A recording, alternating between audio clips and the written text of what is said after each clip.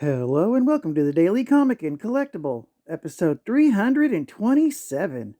Now, today, the collectible of the day is the Mattel Toys, DC Comics, Batman Unlimited, Vampire Batman action figure. Batman investigates mysterious murders involving the homeless of Gotham City. He ultimately traces the killings back to the underground ring of vampires led by the infamous Dracula. No mortal can compete with Dracula's undead ferocity. Tanya, the leader of a rogue group of vampires, bites Batman's neck, giving him the vampire virus and granting him the strength to compete with the Dark Prince of the Underworld.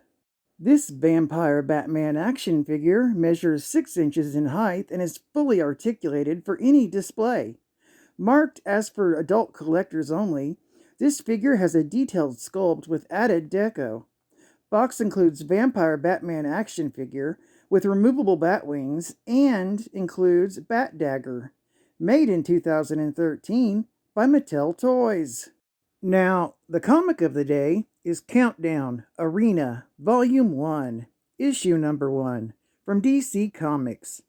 The cover date on this issue is February 2008, with story by Keith Champagne, art by Scott McDaniel, with cover by Andy Kubert.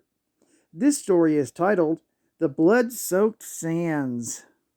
In the skies above Earth-31's Russia, as the world's older Superman prepares for battle against Brainiac, Monarch fully appears before him. Startled by the Monarch's appearance, the Earth-31 Superman is transported away from his source, Earth, to reappear on the Monarch satellite. The Earth-31 Superman wakes up and meets with Earth-21 Wonder Woman and the other assembled superpowered beings. Monarch then appears and kills many of the heroes with his powers just to get the survivors' attention.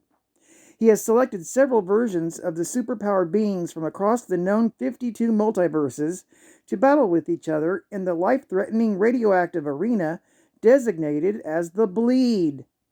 They will fight to determine the most powerful of the assembled beings, who will then be forced to join the Monarch's army in a war against the Monitors.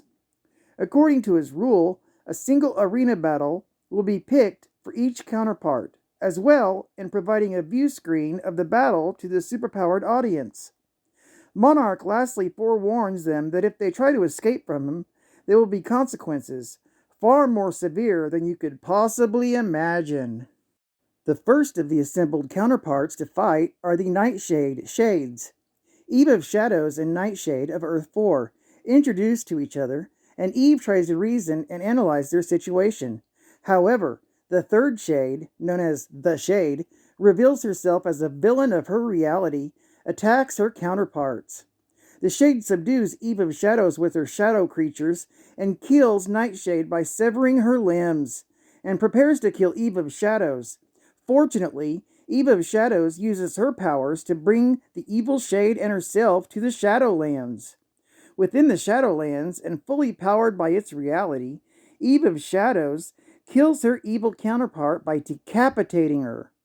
After finishing her, Eve uses the opportunity of the Shadowlands to escape to her home reality. After arriving in front of her home, Eve is shocked to discover Monarch carrying her motionless husband, Brigadier Adam. Monarch tells her that she should have taken his consequences seriously, and then destroys Earth-13's North America with his powers. Monarch then takes a deeply shocked Eve back to his satellite as he coldly tells her that the destruction of her country was her own fault, and declares her to be part of the army, to Eve as punishment. Back at the Monarch satellite, he retells the stunned superpowered heroes and villains of the consequences given the devastation of Eve of Shadows' country and coerce their option of fighting in this arena. The gathered beings are in a dire predicament, but the alternate Batman, with the exception of the Vampire Batman, and Superman try to reason with the group of working together and plan of overthrowing Monarch. Monarch then returns to the being's prison and drops the corpse and remains of Earth 4 Nightshade. He then chooses the second group to fight, which is composed of the Batmen. Once in the arena, the Batmen of Earth 19 and 40 work together in battling the Vampire Batman. Batman 19 sends 2 knives plunging into the vampire Batman's eyes, after which he breaks his neck as the bat puts a cyanide pill into the vampire's mouth. After the bat attempts to stake him through the heart, the vampire seems to flee by dissipating into smoke, leaving the 2 men to battle against each other. So the 2 swear to a gentleman's agreement without weapons or tricks, only skills. Unfortunately, the vampire Batman had no such concerns. He appears and bites the throat of Batman 40, as he saved his counterpart from the vampire by knocking him out. Vampire Batman then prepares to feed on Batman 19, but only for the Monarch to intervene. He pushes the vampire aside and teleports the other Batman from the arena. Vampire Batman is then declared as part of Monarch's army. As Monarch goes to choose the next combatants, Superman from Earth 31 decides to stand his ground. He's disgusted by the brutality and tells the other superheroes and villains to do the same. Continued in the next issue. Geek Fact: in DC Comics, there are actually 3 different supervillains that went by Monarch. The first is Hank Hall, formerly Hawk. The second is the Monarch in this story, a quantum-field duplicate of Nathaniel Atom, or Captain Atom. And the third was a mentally unstable Captain Atom. Bonus Geek Fact: the Batman from Earth 19 is Bruce Wayne, wealthy industrialist from a Victorian-era Gotham City. He even fought Jack the Ripper as Batman.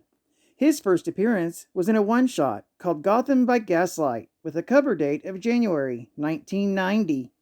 Another bonus geek fact: the Bruce Wayne from Earth 40 is known as the Bat and served the American government, along with other masked heroes during World War II. He was part of a trio known as the Unholy Three. And final geek fact: the third Batman in this series, and my collectible of the day, is Vampire Batman.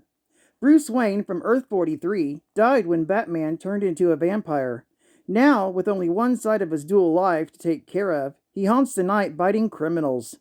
His first appearance was in Batman and Dracula, Red Rain, from February of 1992. Well, I'd like to thank you for joining me for another Daily Comic and Collectible, and I hope to see you again tomorrow. This is Cat Fan Comics Man, and I'll catch you on the flip. Over and out.